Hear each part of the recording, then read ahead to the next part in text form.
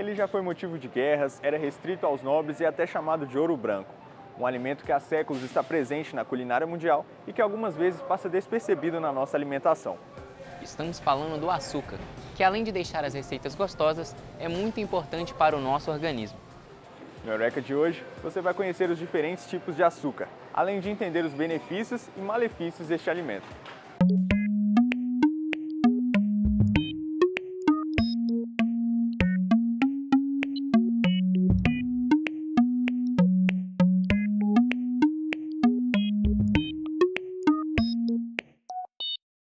Quimicamente, os açúcares são enquadrados na classe dos carboidratos. A sacarose, uma espécie de disacarídeo, é a forma encontrada em maior proporção no açúcar. Ao ser ingerida, ela é convertida em glicose, mas com composições químicas à parte, esse componente é visto mesmo de outras formas. Qual que é a sua sobremesa preferida? Pudim de leite condensado. Minha sobremesa, sorvete, chocolate. Doce de leite. Chocolate. Brigadeiro.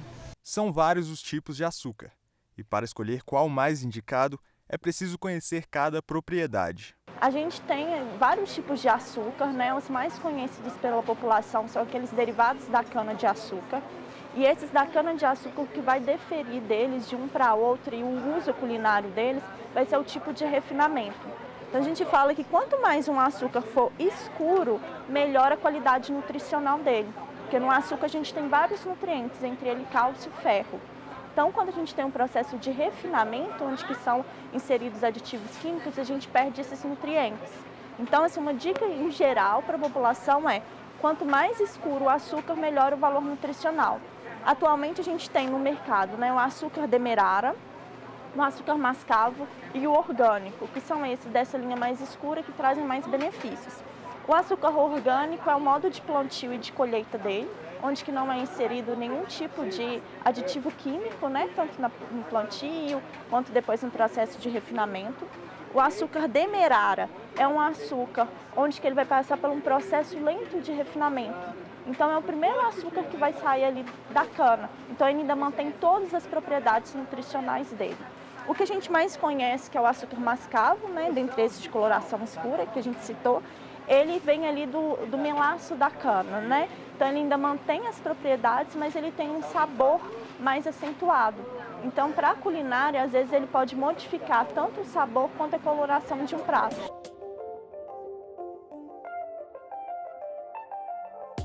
A origem deste alimento também pode variar.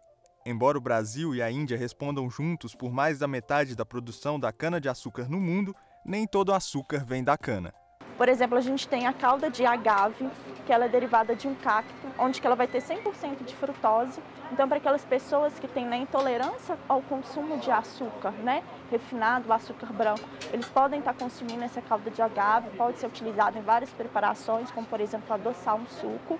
A gente tem ultimamente, que é muito conhecido também, o açúcar de coco, que é um açúcar onde o poder nutricional dele também é muito interessante. O mel, né, a gente não pode pensar aí também que por ele ser de fonte mais natural, né, ter frutose nele ali, que a gente pode consumir ele em excesso, porque vai ter calorias também, e o seu excesso no nosso organismo também vai trazer prejuízo. Não é difícil sentir a boca salivar ao se deparar com essas delícias, mas cuidado, o exagero no consumo de doces pode ter efeitos amargos. O açúcar é uma fonte de carboidrato, né?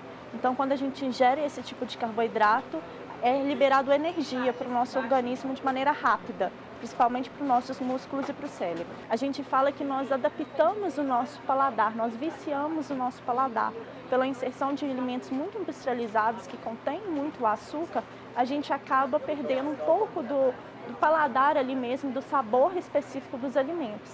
Então, o açúcar em si, ele traz diversos malefícios para a saúde. Está associado, né, à obesidade, está associado a quadros aí de resistência à insulina, a diabetes, problemas de colesterol, de pressão alta, né? Uma cerca de patologias que podem estar envolvidas também. Então, o interessante é a gente tentar melhorar um pouco, né? Fazer essa reeducação alimentar, dar preferência para aquele açúcar que já estão contidos nas frutas e tentando reduzir ao pouco da alimentação, né? Conhecer o caminho do açúcar no organismo ajuda a entender como algumas doenças podem se desenvolver. Então, vamos lá! Antes de o açúcar cair na corrente sanguínea, ele passa pelo pâncreas, glândula que secreta insulina para quebrar a glicose e controlar a quantidade que irá chegar à corrente sanguínea. Quando o consumo de açúcar é excessivo, o pâncreas tende a produzir mais insulina para normalizar as taxas, mas depois ele começa a não dar conta de tanta demanda, entrando em falência parcial ou total. E se a insulina não for mais produzida, a glicose vai em excesso para a corrente sanguínea, o que resulta em diabetes. O diabético tipo 1, que normalmente aparece em criança, ele perde essa secreção de insulina. O diabetes tipo 2, ele tem até muita insulina no início do processo. Ele tem muita chave, mas eu tenho que ter um receptor, que seria a fechadura. Se a pessoa ganha gordura, ela entope essa fechadura. Então ele cria uma resistência à ação dessa insulina. Então a glicose continua subindo. Então o tratamento é diferente para cada tipo. Hoje nós temos diabetes do tipo 2 na adolescência, porque os adolescentes estão aumentando o peso, eles estão fazendo menos exercício, tem medo de ir para a rua, para andar de bicicleta, para jogar bola, então só fica no videogame. Então a gente está aumentando a incidência de diabetes tipo 2, que antigamente era do idoso, nos adolescentes. Então é uma preocupação que a gente tem muito grande.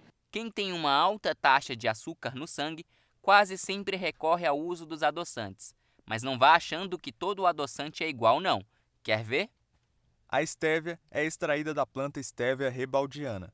Possui sabor 300 vezes mais doce que o açúcar e pode ser levada ao fogo e ao congelador, mas deixa um sabor amargo residual.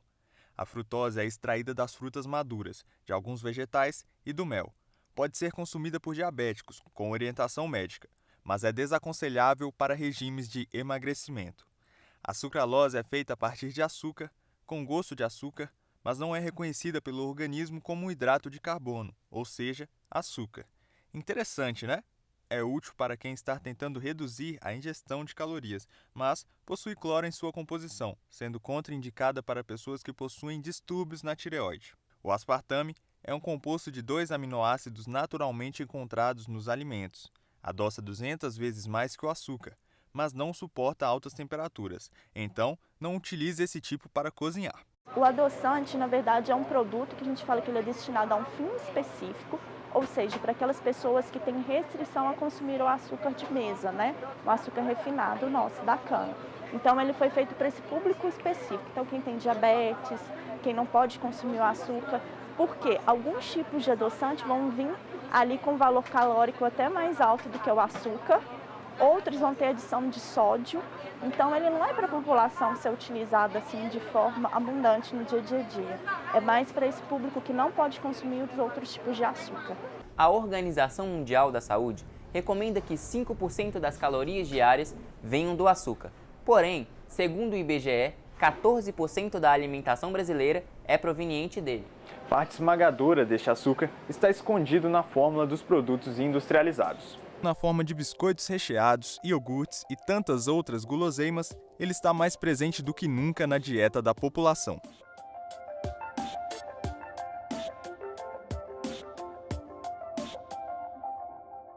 Uma barrinha de cereal, por exemplo, contém 14 gramas de açúcar. Cada biscoito recheado também.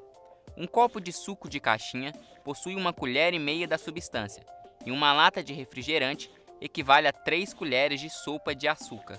A dica é sempre ler o rótulo dos alimentos. Então, assim, a gente lê tanto se está escrito, né, na informação nutricional açúcar ou na lista de ingredientes. E se esse ingrediente, né, o açúcar, aparecer como o primeiro ingrediente desse produto, é um produto ali que para a gente consumir diariamente ele vai trazer riscos para a nossa saúde. Exagerar no consumo de qualquer um desses alimentos pode ter como consequência o sobrepeso. Segundo a Organização Mundial da Saúde, mais de 54% dos brasileiros estão nessa condição. Hoje em dia a gente tem números alarmantes da obesidade, principalmente no nosso país. 30% das crianças, segundo a Sociedade Brasileira de Diabetes, né, estão com sobrepeso ou estão acima do peso. Na população adulta, esse número cresce mais ainda. Nós já temos dados estatísticos que se assemelham aos dados americanos e que nos preocupa bastante. Então, um excesso de açúcar, um excesso de consumo, um excesso de peso, que é uma endemia hoje no nosso país, ele realmente leva a complicações não só como diabetes, como a hipertensão, como as outras 64 outras doenças, 64 patologias correlacionadas ao aumento do peso. Isabela, aos 15 anos, pesava 68 quilos. O sobrepeso impactava no organismo e na vida social da estudante. Eu sofria muito bullying no ensino médio, no primeiro ano, né? Quando eu entrei no ensino médio, eu sofria bullying. Então, aí ocorreu vários casos que me deixaram chateada e tal, e eu decidi mesmo mudar minha alimentação, e com isso foi consequência o emagrecimento mesmo. Com histórico familiar de obesidade, a garota decidiu cortar o açúcar da alimentação e as consequências foram visíveis. Eu deixei de comer açúcar e todo tipo de massa. Eu comecei a ver diferença mesmo depois de um ano, que eu vi que eu tinha perdido muito peso já. Acho que foi uns 23 quilos. De acordo com especialistas, uma mudança tão radical assim tem que ser acompanhada por um profissional. Se a gente tirar o açúcar da mesa, ele traz benefício, mas tem que ser feito com moderação e com cuidado aí também. Porque a falta de açúcar no sangue aí pode causar, né, efeitos adversos. Então pode causar sinais de tontura, de falta de perda de memória, né, de sensação de mal-estar mesmo, porque nós vamos ter um pico aí na nossa glicose.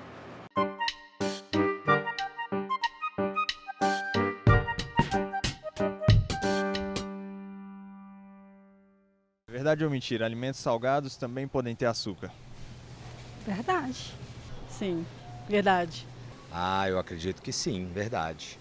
Os chamados açúcares ocultos também representam um risco à saúde. Alimentos ricos em carboidratos devem ser consumidos moderadamente. Um dos problemas atuais do nosso consumo excessivo de açúcar é esse açúcar oculto nos alimentos. Porque muitas vezes quando a gente pega um rótulo de um alimento para a gente ler, nele não necessariamente tem que estar escrito açúcar. Esse açúcar vai estar dentro da porção de carboidrato na alimentação. Então, muitas vezes a gente compra um produto industrializado que é salgado, por exemplo, uma batata palha, um biscoito de sal, e quando a gente vai ler na lista de ingredientes, foi adicionado açúcar ali, em pequena parte, mas foi adicionado açúcar na preparação. Então, não quer dizer que só o que é doce, né, ao paladar, que contém açúcar, algumas outras preparações também. Gostou do programa de hoje? Espero que tenha tirado suas dúvidas sobre o açúcar. Envie também sua sugestão nas nossas redes sociais. Até a próxima! Tchau!